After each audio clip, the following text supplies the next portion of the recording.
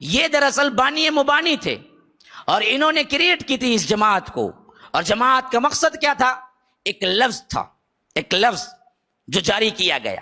وہ لفظ تھا اقامت دین، دین کو کھڑا کرنا. ہم یہیں اسی پر گفتگو کریں گے. کوئی بھی جماعت کا مقصد اقامت دین کبھی نہیں ہوا اسلاف میں. جماعت کی بنیاد اور دعوت کا مقصد ہوتا ہے توحید کی طرف بلانا. سب سے بہتر جماعت کس کی جماعت؟ کس کی جماعت؟ انبیاء کی جماعت. اس سے بہتر کوئی دنیا میں جماعت ہے؟ نہیں. اب اس انبیاء کی جماعت کا مقصد اللہ نے کیا بیان کیا ہے سورہ نحل میں؟ فرمایا وَلَقَدْ بَعَثْنَا فِي كُلِّ أُمَّةٍ رَسُولٍ أَنِ اعْبُدُوا اللَّهَ وَاجْتَنِبُوا الطَّاغُوتَ.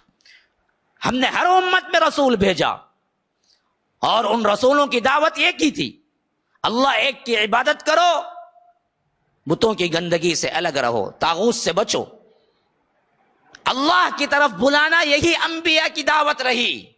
وَإِلَىٰ عَادٍ أَخَاهُمْ هُودًا قَالَ يَا قَوْمِ اعْبُدُوا اللَّهَ. ہود علیہ السلام کو ہم نے عاد کی طرف بھیجا، انہوں نے کہا اے میری قوم کے لوگو اللہ ایک کی عبادت کرو. لَقَدْ أَرْسَلْنَا نُوحًا إِلَىٰ قَوْمِهِ فَقَالَ يَا قَوْمِ اعْبُدُوا اللَّهَ. نوح علیہ السلام کو ہم نے ان کی قوم کی طرف بھیجا، انہوں نے کیا کہا؟ اے میری قوم کے لوگو اللہ ایک کی عبادت کرو. وَإِلَىٰ مَدْيَنَ أَخَاهُمْ صَالِحًا قَالَ يَا قَوْمِ اعْبُدُوا اللَّهَ. مدین کی طرف ہم نے صالح کو بھیجا، انہوں نے کیا کہا؟ اللہ ایک کی عبادت کرو. ہر رسول، ہر نبی جو آیا اس کی دعوت ایک تھی، اس کا کلمہ ایک تھا، اس کا مرکزی نقطہ ایک تھا، وہ تھا اللہ ایک کی دعوت کی طرف بلاؤ. اقامت فی الدین کا لفظ ہی یہ اصحاب فہم سلف سے ہٹی ہوئی بات تھی کہ انہوں نے کہا کہ دین کو کھڑا کرنا ہے، مطلب حکومت قائم کرنا ہے اسلامی. حکومت اسلامی اللہ کی نعمت ہوتی ہے، جو توحید پہ کامزن ہوتے ہیں اللہ ان کو دیتا ہے. یا نہیں، توحید پر جب متحد ہو جاتے ہیں پھر اللہ تبارک و تعالی حکومت الہیہ قائم کرتا ہے. جیسا کہ اللہ کے رسول نے پہلے یہ نہیں کہا کہ آؤ لوگو ایک حکومت قائم کریں گے، کہا کہ پہلے اللہ ایک کو مانو. جب اللہ ایک کو ماننے والوں کی ایک جماعت فارم ہو گئی تو مدینے میں حکومت قائم ہو گئی. لیکن اسلامی حکومت کی طرف دعوت دینا یہ نہ کبھی کسی نبی کا کام رہا، نہ کسی اسلاف میں سے کسی ایک سلف کا کام رہا. یہاں سے منہج کی تبدیلی شروع ہو گئی. یہاں جس منہج میں اللہ کے رسول صلی اللہ علیہ وسلم نے ہم کو بھیجا تھا، ہم کو چھوڑا تھا، اس منہج سے باقاعدہ طور پر روگردانی ہوئی. لوگ سمجھے کہ اصل دین کا کام کیا ہے؟ حکومت الہیہ قائم کرنا ہے. حکومت الہیہ قائم کرنا ہے تو کیا کرنا ہے؟ تو اسلام کے تمام باتیں جو ہیں وہ سب رکھو ایک طرف، گویا کہ مکی زندگی ہے. کسی نے کہہ دیا کہ چلو جی کوئی مسئلہ نہیں ہے، احادیث کا کوئی انکار کرتا ہے تو کرے، پہلے مسلمان تو ہے تو اندر لاؤ، میجارٹی بتاؤ تو حکومت قائم ہوگی، تو ہم میجارٹی پہ کام کریں گے. کوئی اور فرقہ ہے تو مسئلہ نہیں جی، ان کو بھی لاؤ اندر، حنفی ہو، شافعی ہو، مالکی ہو، اس کا معاملہ بگڑا ہوا ہو، اس کا عقیدہ صحیح نہیں ہوا، اگر ہم اس سے بحث نہیں کرتے بھائی، ہمیں تو کیا حکومت الہیہ قائم کرنا ہے، ہم کو تو میجارٹی بتلانا ہے، ہم کو فلاں کرنا ہے. تو اس میں انہوں نے سب سے بڑی کیا ہے کوتاہی جو ہوئی وہ توحید کی طرف دعوت دینے کی تھی. تو یہاں پر اس معاملے میں بالکل ہی ٹرن ہو گیا مسئلہ، حکومت کی طرف دعوت دینی شروع ہو گئی. جس کے لحاظ سے آگے چل کے معاملہ کیا ہوا؟ پاکستان قائم ہوا. تو پاکستان میں اسلامی حکومت کے قیام کے اعلان کے طور پر انہوں نے جد و جہد کی. تو سب سے پہلے 1948 میں ایک مرتبہ جیل جانا ہوا، اور بتایا جاتا ہے کہ اسلام کے لیے انہوں نے جیل برداشت کی. ہو سکتا ہے نیک نیت رکھنے والے ہوں، لیکن اصل میں طریقہ کار یہ بالکل غلط تھا کہ آپ حکومت کی پکار لگائیں.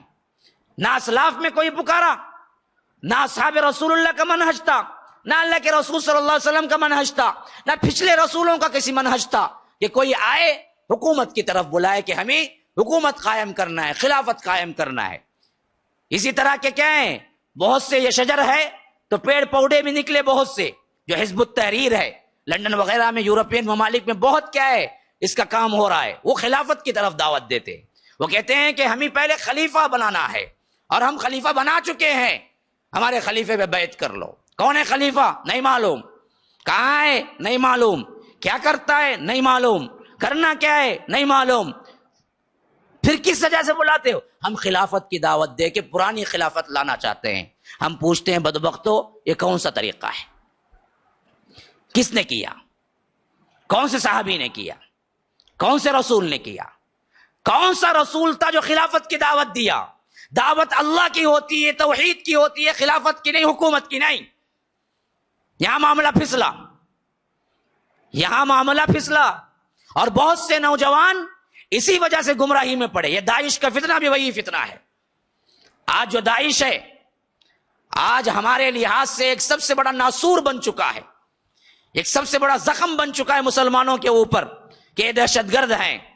اور اس میں داعش نے جو کام کیا، جس میں نوجوان سپورٹ کیے، یہ گمراہی کی وجہ سے کہ اس نے علل اعلان کہہ دیا کہ اچانک ہم خلیفہ چن چکے ہیں، اگر خلافت کو باقی رکھنا ہے اور تم مسلمان ہو تو آؤ ہمارا ساتھ دو۔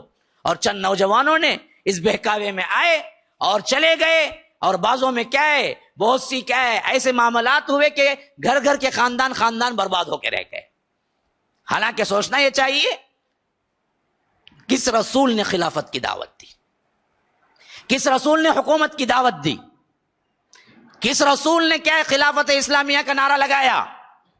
کوئی رسول نہیں۔ بلاوا اور دعوت توحید کی ہوتی ہے۔ جب اس کے افراد متحد ہوتے ہیں تو حکومت کے اسباب بنتے ہیں۔ بالکل وہی طرز جو نبی کا طرز ہے۔ نبی کے طرز سے تم ہٹ کے لاکھ کوششیں کر لو، غلطی ہے تو غلطی ہی ہے، وہ نبی کا طریقہ نہیں ہو سکتا۔ تو یہیں پر غلطی ہوئی، اور یہ جماعت اسلامی اس نظریے پر فوکس کی کہ ہمیں حکومت الہیہ قائم کرنا ہے، تو سب سے بڑا اہم اور سب سے بڑا وہ مسئلہ جو کہ امت مسلمہ کو ضروری تھا، اس سے ان لوگوں نے روگردانی کی، تساہل کیا۔ وہ کیا تھا؟ توحید کمزور پڑ گئی، توحید کمزور پڑ گئی۔ حالانکہ نعرہ ان کا بھی توحیدی تھا، شروع میں ان کا بھی صوفیت کے خلاف ہی نعرہ تھا، ان کا بھی دیوبندیت سے پرابلم تھا، اسی وجہ سے انہوں نے آواز لگائی، لیکن پھر وہی جا کے ٹھہرے جہاں ان کا معاملہ تھا۔ ہم دیکھتے ہیں ان کی تفہیم القرآن بہت مشہور کتاب ہے، جو قرآن کی تفسیر انہوں نے لکھا مولانا مودودی نے، اور وہ تفسیر اتنی عام ہوئی کہ میں سمجھتا ہوں کہ ہر گھر میں موجود تھی۔ آج کل کیا ہے، کتابوں کا ذوق نہیں ہے، ورنہ تو پرانے ہر گھر میں موجود ہوتی تھی اور اس کا درس ہوتا تھا۔ تفہیم میں کئی جگہ غلطیاں ہیں جو کہ تصوف کی وجہ سے آئی ہیں، جیسا کہ اللہ تبارک و تعالی کہتا ہے سبحان الذی اسری بعبدہ لیلا من المسجد الحرام الى المسجد الاقصى الذي باركنا حوله لنريه من آیاتنا انه هو السمیع البصیر۔ معراج کا واقعہ اللہ تبارک و تعالی ذکر کرتا ہے اور کہتا ہے کہ پاک ہے وہ ذات جو اپنے بندوں کو رات رات لے گیا، اپنے بندے کو رات رات لے گیا مسجد حرام سے مسجد اقصی کی طرف، پھر وہاں سے اسراء ہوا۔ تو وہ تفسیر میں لکھتے ہیں کہ اللہ آنے جانے سے پاک ہے۔ کیا عقیدہ ہوا؟ اللہ آنے جانے سے پاک ہے، یہ صرف ہمیں سمجھانے کے لیے کہہ دیا کہ اللہ لے گیا؟ اللہ تو ہر جگہ ہے۔ وہی تصوف کا عقیدہ، وہی تعویلات، وہی اللہ کی صفات میں کھلواڑ۔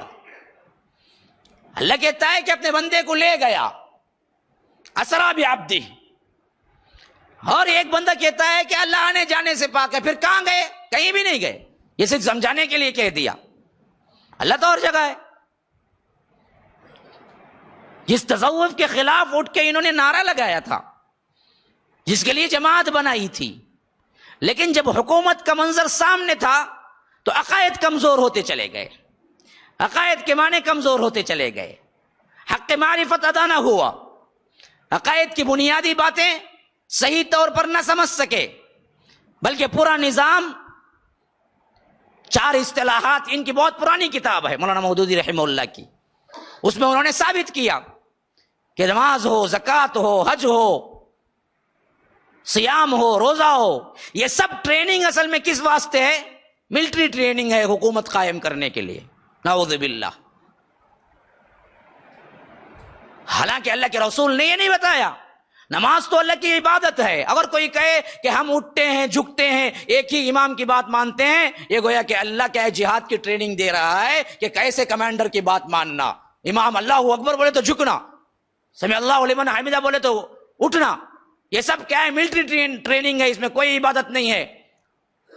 تو یہ صحیح فلسفہ ہے؟ اللہ کے رسول نے جس کو عبادت کہا، اللہ کے رسول صلی اللہ علیہ وسلم نے جس کے لیے کہا کہ یہ حق ہے تمہارا، اگر کوئی بیٹھک اٹھک صرف اس لیے کرتا ہے کہ میں ملٹری ٹریننگ حاصل کر رہا ہوں اس واسطے نماز پڑھتا ہوں ورنہ تو مجھے کوئی عبادت سے لگاؤ نہیں، تو کیا اس کی نماز قبول ہوگی؟ نہیں قبول ہوگی۔